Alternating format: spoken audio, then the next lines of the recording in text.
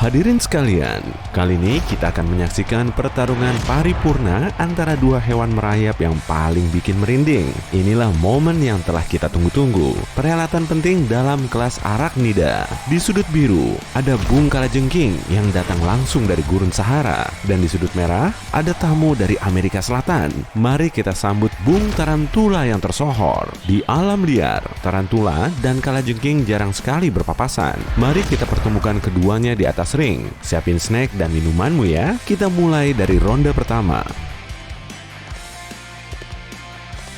Kalajengking dan Tarantula punya exoskeleton atau rangka luar yang kuat. Rangka ini terbuat dari bahan bernama kitin, sama seperti kuku kita. Tapi rangka kuat Kalajengking bikin posisinya sedikit lebih unggul. Tarantula maju duluan dengan serangan dramatis, bulu gatal. Ia mengibas bulu runcingnya pada si lawan yang bisa mengiritasi kulit dan mata serta menghentikan pernafasan. Waduh, Kalajengking perlu waspada tuh.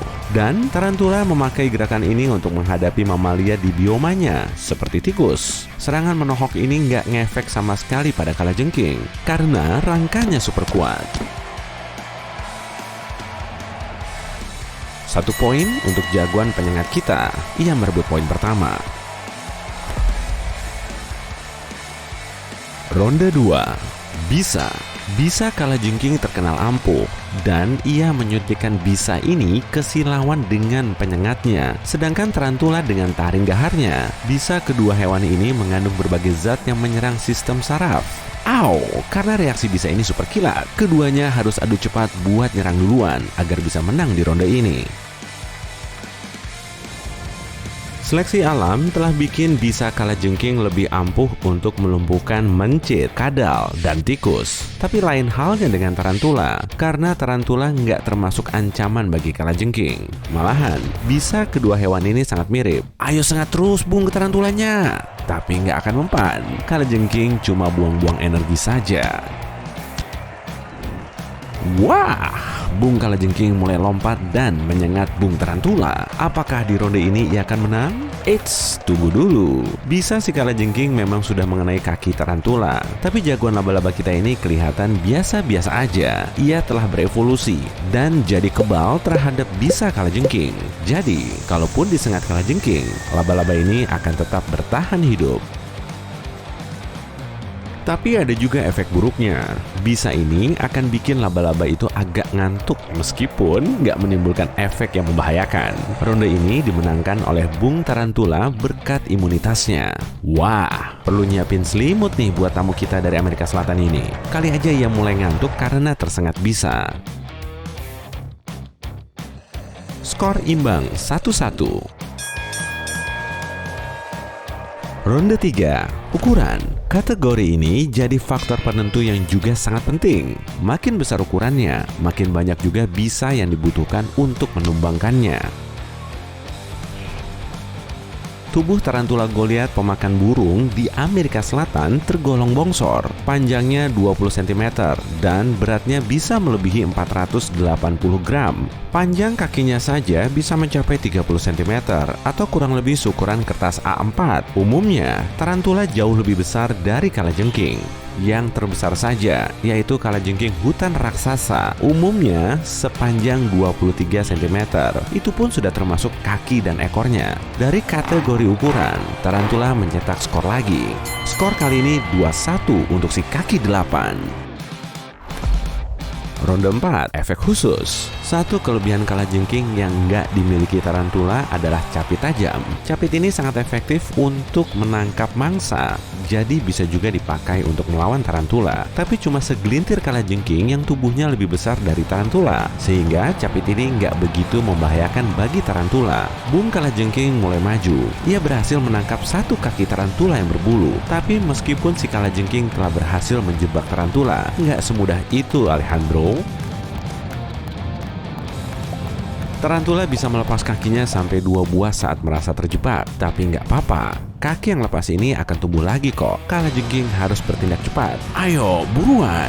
Waktunya super mepet. Bung Kalajengking melepas kaki laba-laba dan mulai meraih kaki lainnya sebelum tarantula semakin menjauh. Aduh, telat. Si laba-laba berhasil lolos. Taring tarantula juga lebih kuat dari capit kalajengking. Jadi, si kalajengking harus lebih sabar untuk melukai tarantula hingga bisa menumbangkannya.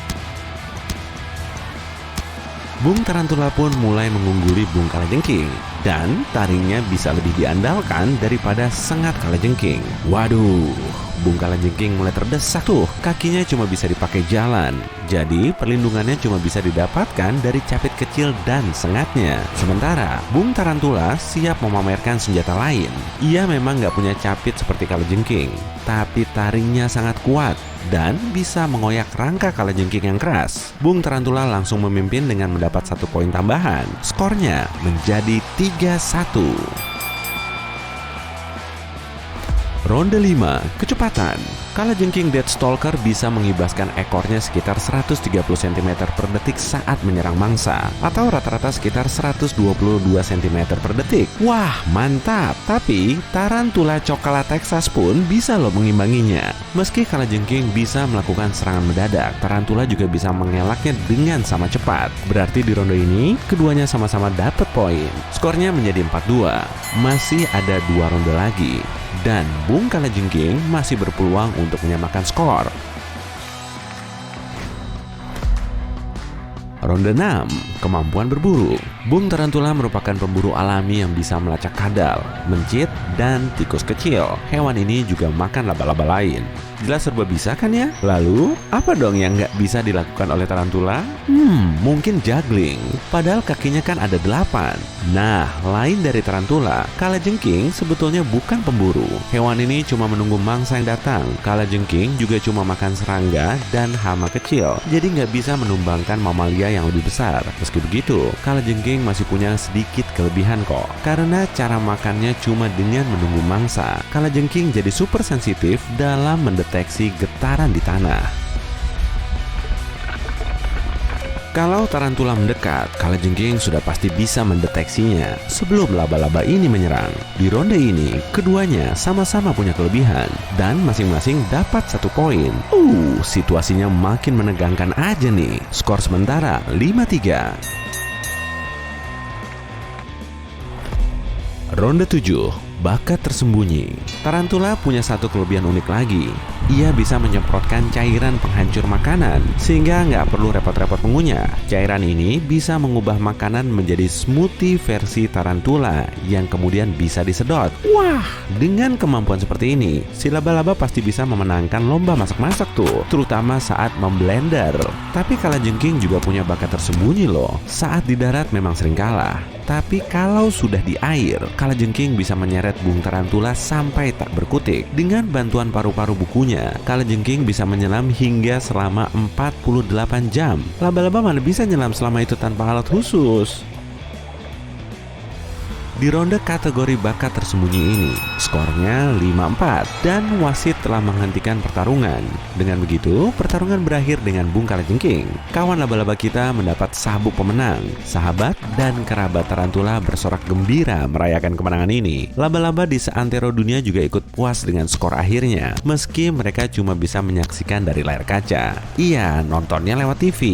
Udah ya, jangan nanya aneh-aneh. Di area yang dihuni banyak tarantulanya, nggak ditemukan satu kalajengking pun. Rupanya, tarantula suka memburu kalajengking dan berhasil membuatnya ngacir. Tarantula Red from Mexico juga pernah melawan kalajengking Bar California, dan tarantula selalu menang, meski ia diserang duluan. Mungkin sebaiknya lain kali kita versusin hewan bawah air saja ya.